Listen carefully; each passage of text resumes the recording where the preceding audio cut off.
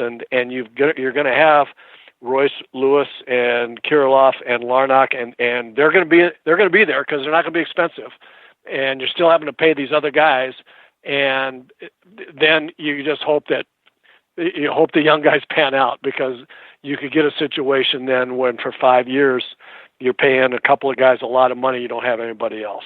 So yeah. All right, 2 more names I want to throw at you. Dylan Betances. That's an interesting one. I just saw that. And I would say, I've never, how do I put this? You love his stuff, and you can't figure out why he can't control it, right? I mean, it's just right. The problem with Betances is that he is just not a punish the strike zone guy. As great as his stuff is, and if there ever was a guy that should be a punish the strike zone guy, it's Dylan Betances. And when I first saw him, he was snapping off breaking balls that were absolutely buckling really good hitters. And I watched him on television when he first came up. He was doing that, and I said, "Man, I wouldn't go up there. I don't know how you hit that. Throwing 97 and then having this breaking ball that he's got." But he hasn't been able to harness that. The reason he's interesting to me is that I'm pretty impressed with what the pitching coach situation here with the Twins has done with pitchers. And that would be an interesting gamble for me, again, depending on what kind of contract it would turn out to be. Betting on the pitching coach being able to help turn him around might be something you're interested in. I mean, you got to love that stuff. It's just we've been down that road before with some young Twins pitchers that had great stuff and couldn't do it. But that's a really interesting thought, and I think it's, again, depending on the contract, it would be worth a gamble, some kind of gamble. Last name for today, because I think Ryu is going to stay on the West Coast. Dallas Keuchel. And that's too bad. I really like Ryu. I do too. I mean, if he was going to be one of the three that you said, I was going to talk about how much I like. Well, go ahead. I like him. Yeah. I just think for a left-hander with his kind of stuff, I mean, he's pitched in big ball games and pitched well. He's pitched under a big fishbowl in LA. He's a tough competitor. He knows how to pitch. He's got the stuff. He's left-handed. He's kind of like a crafty left-hander with better stuff. I love those kind of guys. And even though he's 33, I think he's another guy that I think you could gamble on not being injured. So I like him a lot, but he would have been my first choice for the Twins, even over Bumgarner. Interesting.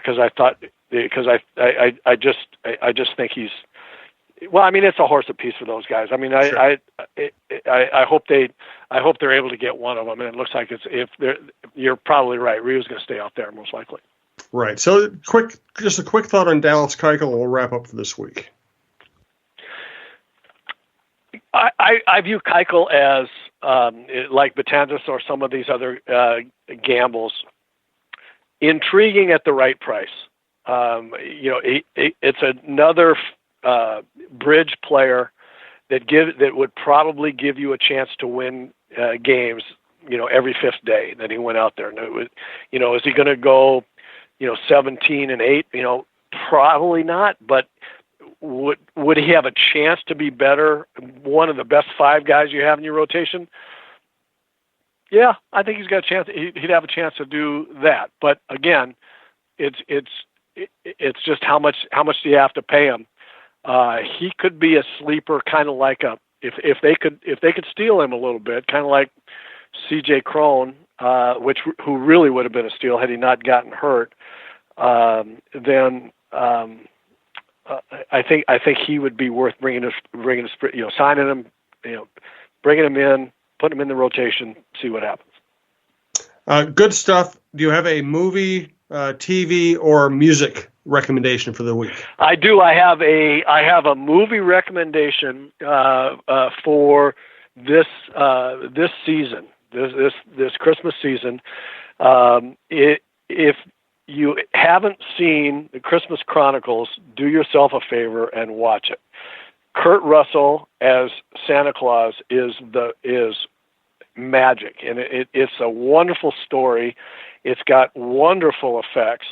If you've got a child that is old enough to watch a non